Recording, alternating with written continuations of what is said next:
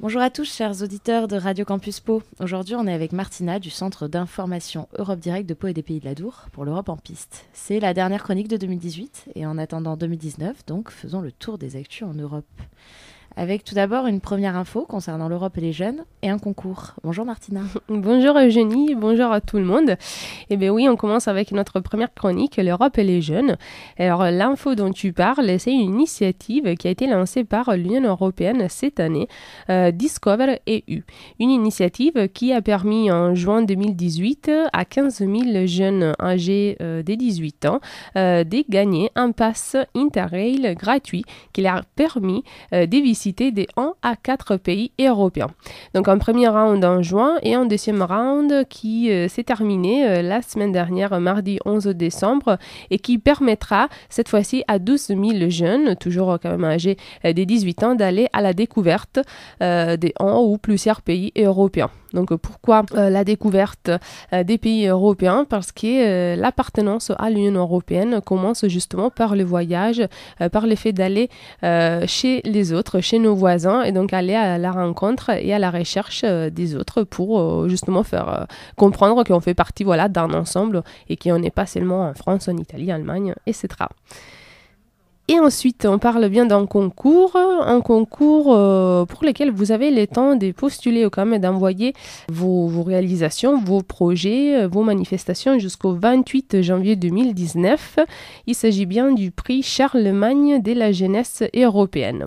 Alors, c'est un prix qui est décerné depuis 2008 tous les ans par le Parlement européen et la fondation du prix international Charlemagne d'Aix-la-Chapelle. Aix-la-Chapelle, c'est une ville d'Allemagne. Et en fait, c'est un concours qui s'adresse aux jeunes européens âgés entre 16 et 30 ans qui ont envie en fait, de présenter des projets particuliers qui peuvent effectivement constituer des bonnes pratiques d'échange et des constructions et des développements de l'Europe. C'est-à-dire, si vous avez des projets qui peuvent effectivement faciliter la compréhension européenne et internationale, qui peuvent contribuer à construire une Europe plus tolérante et unie, vous pouvez effectivement les soumettre à la fondation et gagner donc la possibilité de recevoir soit un prix en argent, il y aura un classement qui sera fait l'année prochaine, et la possibilité de visiter les institutions européennes et plus précisément les parlements européens à Strasbourg et à Bruxelles.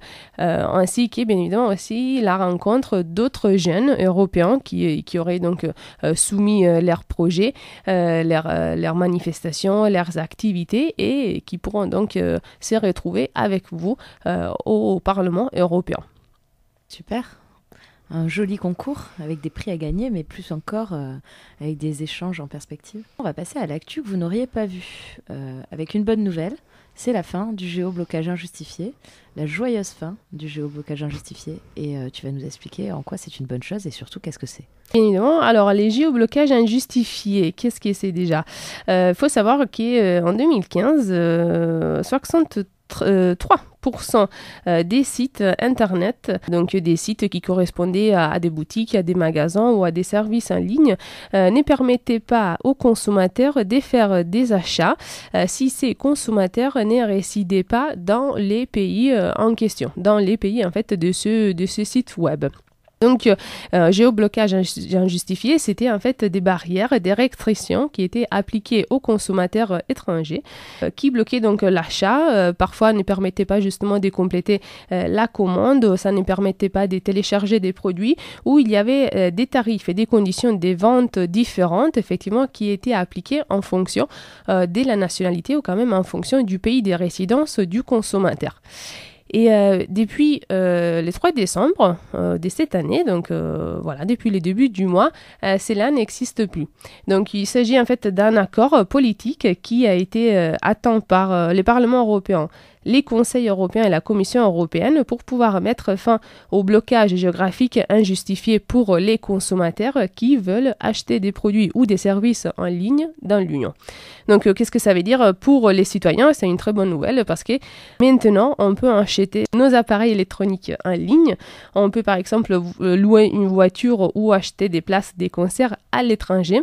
comme si on les faisait en fait dans notre propre pays. Et donc, on sera plus soumis à des obstacles tels que la contrainte de payer avec une carte de débit ou des crédits qui étaient émises dans un autre pays qui est les nôtres.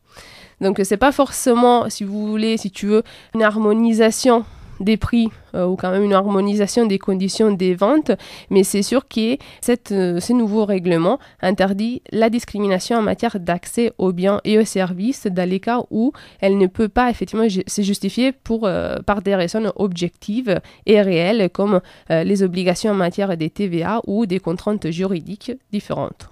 Et oui, parce que c'est ça aussi l'Europe, c'est permettre que les marchandises circulent librement. Et donc, ça va à l'avantage du consommateur, c'est-à-dire toi, moi, à chaque fois qu'on achète sur Internet, etc. C'est pas mal du tout. Maintenant, on va parler culture, parce que 2018, c'était l'année de la culture et du patrimoine culturel européen. Alors, comment l'Europe promet-elle la culture ?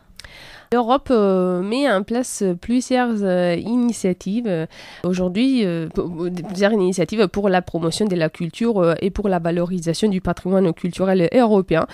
Aujourd'hui, on se concentre, si vous voulez, sur 2 initiatives.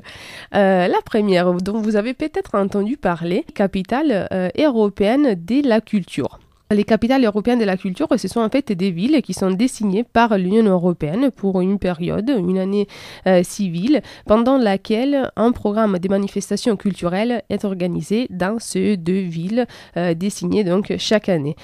Pourquoi désigner des capitales européennes ? Parce qu'on veut bien évidemment mettre en avant la richesse et la culture de notre continent, et donc la richesse et la culture que ces villes hébergent et ont effectivement. Donc, les programmes est géré par la Commission européenne. Les titres est attribué avec l'aide en fait d'un groupe d'experts culturels qui sont chargés d'évaluer les propositions des villes candidates. Et depuis 1985, parce qu'en fait l'initiative remonte à cette date-là, il y a plus de 50 villes qui ont été désignées donc, en tant que capitale européenne de la culture. Juste pour info, en 2018, c'était La Valette, Malte, une ville au nord des Pays-Bas, le Varden. Donc, la prononciation n'est peut-être pas la bonne. Je ne pas mieux. Et pour 2019, on a une ville italienne que je conseille bien évidemment d'aller visiter, Matera, et Plovdiv en Bulgarie. Donc voilà, ça c'est une petite initiative, donc c'est très bien de le savoir parce que justement ça permet de visiter, effectivement après de pouvoir profiter des programmes d'activités, des manifestations culturelles qui sont organisées dans les villes en question. Et après, si vous voulez, je vous parle d'un programme qui existe déjà depuis un bon moment. C'est un programme Europe Créative qui soutient en fait les secteurs audiovisuels, culturels et créatifs en Europe. Évidemment, l'objectif, c'est de pouvoir supporter ces secteurs face aux changements structurels qui ont été poussés, si vous voulez, par la mondialisation et donc les passages aussi au numérique. Bien évidemment, l'objectif est toujours le même, celui de supporter et renforcer la diversité culturelle et artistique et européenne.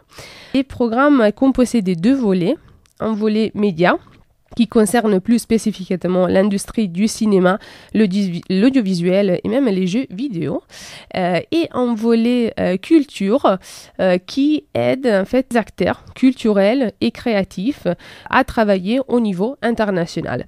Donc notamment ce dernier volet permet effectivement des projets, des coopérations transnationales, des projets par exemple des traductions littéraires, des projets de réseaux, des plateformes dans les domaines culturels et créatifs au sens large, donc tous les domaines culturels sont concernés, les spectacles vivants, l'art visuel, la mode, les designs, l'architecture, les patrimoines, etc.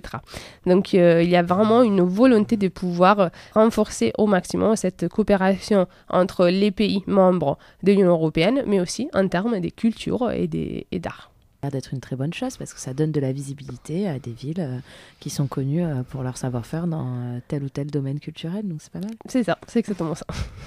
On va maintenant parler de l'agenda 2019, des événements à venir, si tu veux bien. Eh bien alors 2019, ça va être une année très très très riche en termes des événements européens.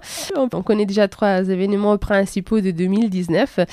Donc normalement, si effectivement les procédures qui ont été déclenchées avec l'activation de l'article 50 vont aboutissent ou pas, le Royaume-Uni sera sorti définitivement de l'Union européenne les 30 mars 2019. Donc depuis les 30 mars 2019, le Royaume-Uni ne fera plus partie de l'Union européenne, même si effectivement l'actualité des dernières semaines nous met un peu en doute là-dessus. La Cour de justice européenne a déclaré dernièrement quand même que si le Royaume-Uni le voulait, il pouvait effectivement retirer tout seul l'article et donc faire comme si tout ce qui s'est passé jusqu'à présent n'était jamais passé.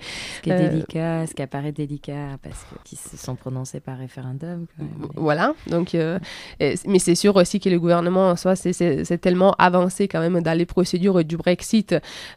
Donc voilà, il y a donc ces gros points d'interrogation si vous voulez, sur ce qui va se passer avec les Royaumes-Unis.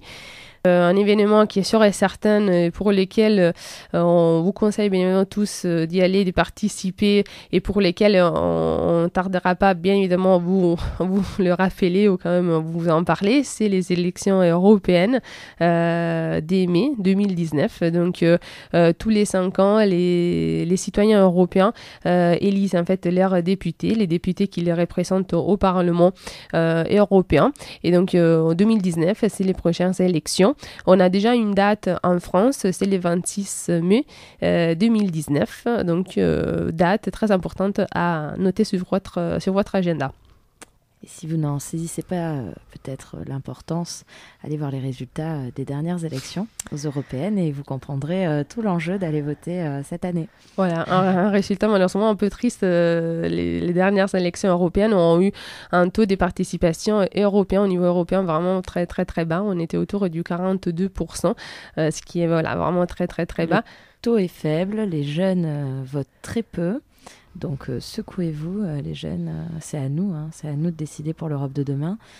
Et puis surtout, il ne faut pas laisser la place aux extrêmes et aux nationalistes réfractaires à une Europe belle et démocratique. Voilà, c'est toi qui l'as dit, c'est pas moi. Et alors, il y a un dernier événement très important, ce sera la désignation de la nouvelle Commission européenne en novembre 2019. Donc, la Commission européenne, c'est l'une des institutions principales de l'Union européenne. C'est l'exécutif, en effet, européen. C'est l'institution qui fait la proposition des lois qui est après ensuite votée par le Parlement européen et par les conseils de l'Union européenne. Donc, il va avoir une nouvelle élection, une nouvelle désignation en novembre, donc une nouvelle commission qui succédera à la commission actuelle. Donc beaucoup d'événements politiques très très très importants. Donc ça vaut bien évidemment la peine de continuer à nous suivre parce qu'on pourra et on continuera à vous renseigner sur tout ce qui se passe au niveau de l'Union européenne, l'Europe locale. Merci beaucoup Martina pour toutes ces précisions, ce débrief objectif. Je manque peut-être d'objectivité mais, sur certains points, mais j'assume. Et n'oubliez pas de nous écouter le mois prochain, je pense, pour une petite chronique de janvier. Eh bien oui, avec grand plaisir. À l'année prochaine Martina. Au revoir.